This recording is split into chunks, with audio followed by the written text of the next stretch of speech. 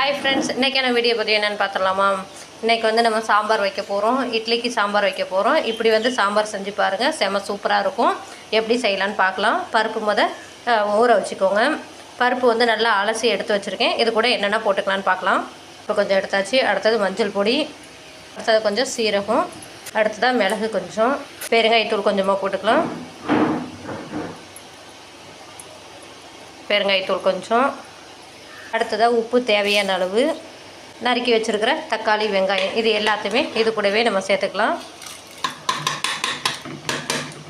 நல்லா வலிச்சுட்டு போட்டுக்கிறேன். இது கூடவே காஞ்ச மிளகாய் 2 கிள்ளி போட்டுக்கலாம். காஞ்ச மிளகாய் 2 போட்டாச்சு. அடுத்ததாக சாம்பார் பொடி, இது 2 ஸ்பூன் போட்டுக்கலாம். சாம்பார் பொடி, உங்கள்கிட்ட பச்சை மிளகாய் இருந்தால் பச்சை மிளகாயும் போட்டுக்கலாம். நான் காஞ்ச மிளகாய் போட்டிருக்கேன். சாம்பார் பொடியும் போட்டாச்சு. அடுத்ததாக அரிஞ்சு கழுவி எடுத்து வச்சுருக்க கத்திரிக்காயும் உருளைக்கிழங்கும் போட்டுக்கலாம். நல்லா இன்னொரு முறை அலசிக்கலாம். காய்கறிங்க இது கூடவே போட்டுக்கலாம். கத்திரிக்காய் வந்து நம்ம தோட்டத்துலேயே காய்ச்ச கத்திரிக்காய்.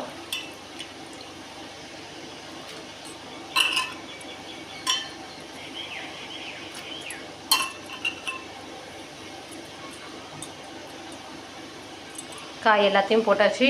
அடுத்தது கொத்தமல்லி தூள் இல்லை, கொத்தமல்லி கொஞ்சம் போட்டுக்கலாம். அடுத்ததாக கருவேப்பிலை கொஞ்சம். அவ்வளோதான். இது எல்லாத்தையும் நல்லா மிக்ஸ் பண்ணிவிட்டு நம்ம சாம்பாருக்கு தேவையான அளவு இன்னும் கொஞ்சம் தண்ணியை ஊற்றி உப்புலாம் சரியாக இருக்கான்னு பார்த்துட்டு மூடி வச்சுருவோம். 3 விசில் வந்ததுக்கப்புறம் நம்ம இறக்கி பார்ப்போம். இந்த மாதிரி செய்யும்போது ரொம்ப சூப்பராக சுவையாக இருக்கும் சாம்பார். இட்லி